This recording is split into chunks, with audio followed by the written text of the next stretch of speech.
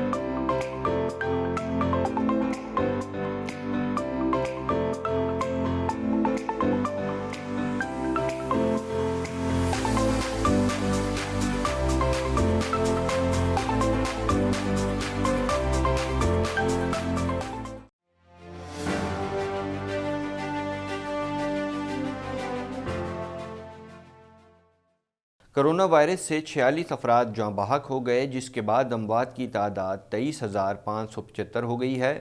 پاکستان میں کرونا کے تصدیق شدہ کیسز کی تعداد 10,47,999 ہو گئی ہے۔ اس حوالے سے مزید جانتے ہیں۔ National command and operation centre کے تازہ ترین اعداد و شمار کے مطابق گزشتہ 24 گھنٹوں کے دوران 4,722 نئے کیسز رپورٹ ہوئے۔ پنجاب میں 3,59,321، سندھ میں 3,89,699، خیبر پختونخوا میں 1,45,862، بلوچستان میں 30,749، گلگت بلتستان میں 8,391، اسلام آباد میں 88,676، جبکہ آزاد کشمیر میں 25,301 کیسز رپورٹ ہوئے۔ ملک بھر میں اب تک 1,62,15,728 افراد کے ٹیسٹ کیے گئے۔ گزشتہ 24 گھنٹوں کے دوران 57,398 نئے ٹیسٹ کیے گئے۔ اب تک 9,45,829 مریض صحت یاب ہو چکے ہیں، جبکہ 3,858 مریضوں کی حالت تشویشناک ہے۔ پاکستان میں کرونا سے ایک دن میں 46 افراد جاں بحق ہوئے، جس کے بعد وائرس سے مرنے والوں کی تعداد 23,575 ہو گئی۔ پنجاب میں 11,104، سندھ میں 6,069، خیبر پختونخوا میں 4,487، اسلام آباد میں 804، بلوچستان میں 328، گلگت بلتستان میں 147 اور آزاد کشمیر میں 634 مریض جان سے ہاتھ دھو بیٹھے۔ آزاد کشمیر کی قانون ساز اسمبلی میں 33 ووٹ ملنے کے بعد تحریک انصاف کے سردار عبدالقیوم نیازی آزاد کشمیر کے 13ویں وزیر اعظم منتخب کر لیے گئے ہیں۔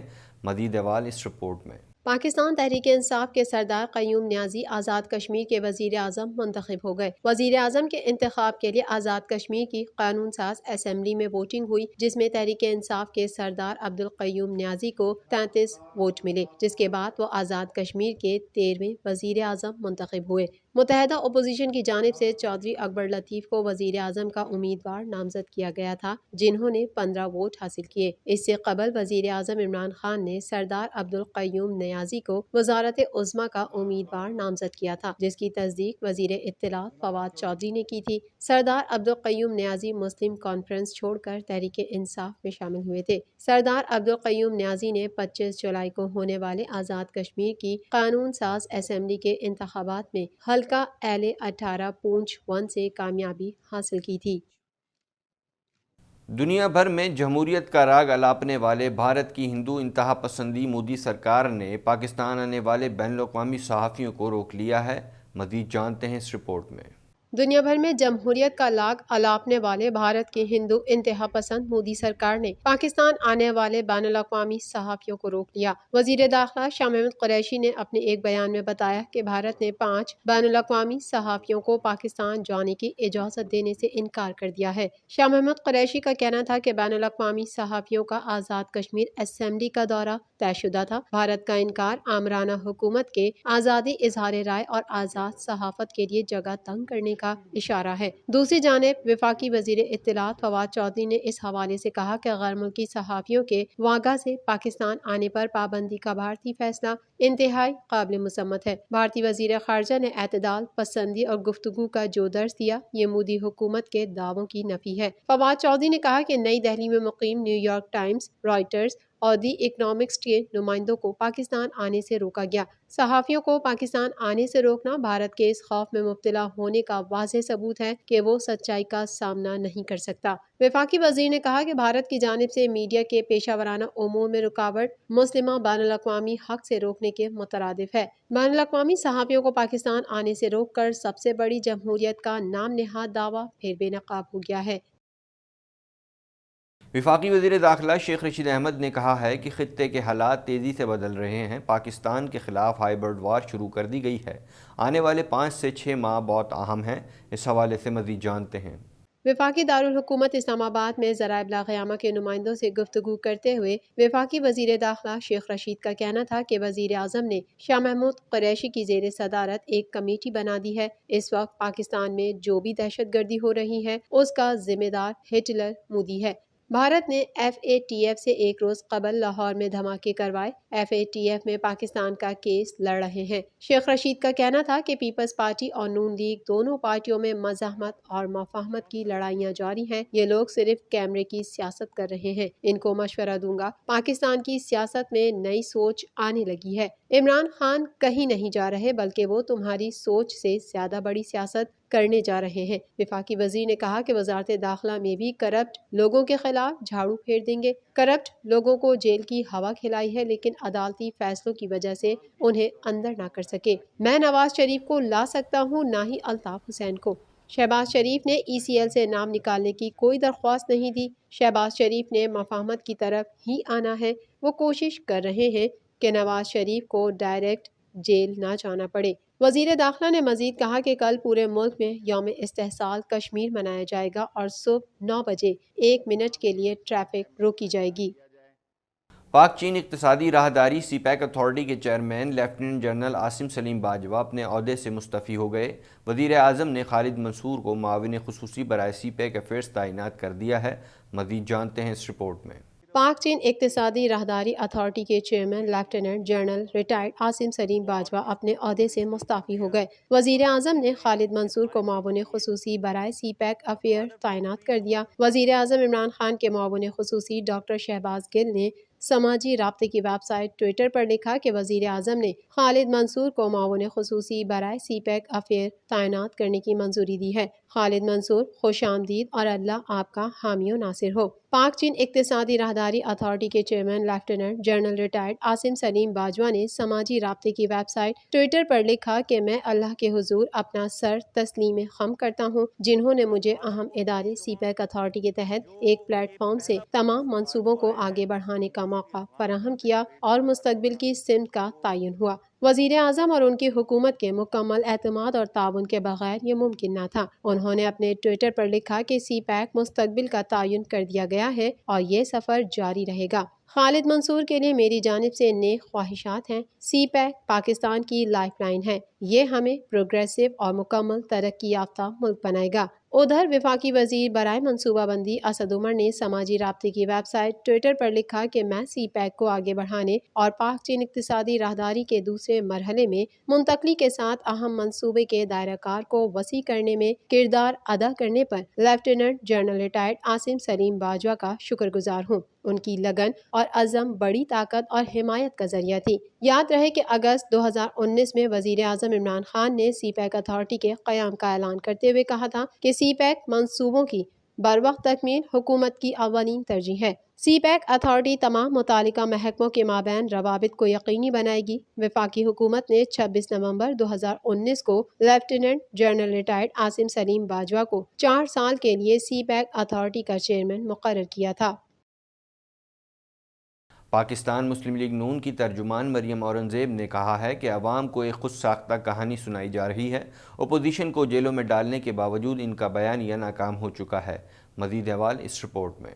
پاکستان مسلم لیگ نون کی ترجمان مریم اورنگزیب نے کہا ہے کہ کشمیر اور سیالکوٹ کے الیکشن کے بعد نون اور شین کا راگ چھیڑا گیا۔ عوام کو ایک خود ساختہ کہانی سنائی جا رہی ہے۔ اپوزیشن کو جیلوں میں ڈالنے کے باوجود ان کا بیانیہ ناکام ہو چکا۔ 3 سال سے اے ٹی ایم مافیا لوٹ مار میں مصروف ہیں۔ نیشنل پریس کلب اسلام آباد میں پریس کانفرنس کرتے ہوئے مریم اورنگزیب نے مزید کہا کہ عمران خان کہتے ہیں صبح اٹھتا ہوں تو جہاد پر جاتا ہوں۔ آپ صبح اٹھتے ہیں تو عوام پر عذاب ڈالنے جاتے ہیں۔ انہوں نے کہا کہ نواز شریف، شہباز شریف اور ان کے ووٹرز اور کارکنان کا بیانیہ ووٹ کو عزت دو کا ہے۔ مسلم لیگ نون میں آئین و قانون اور ووٹ کو عزت دو کا ایک بیانیہ ہے۔ نواز شریف، شہباز شریف اور کارکنوں کا بھی یہی بیانیہ ہے۔ مریم اورنگزیب کا کہنا تھا کہ آج عوام گھر کا راشن خریدیں تو گھر کا کرایہ نہیں ہوتا، عوام ادویات خریدیں تو بچوں کی فیس کے لیے پیسے نہیں ہوتے۔ کہاں گیا ادویات کی قیمتوں میں اضافے والا وزیر؟ آج پاکستان کی تاریخ کا سب سے مہنگا پیٹرول مل رہا ہے۔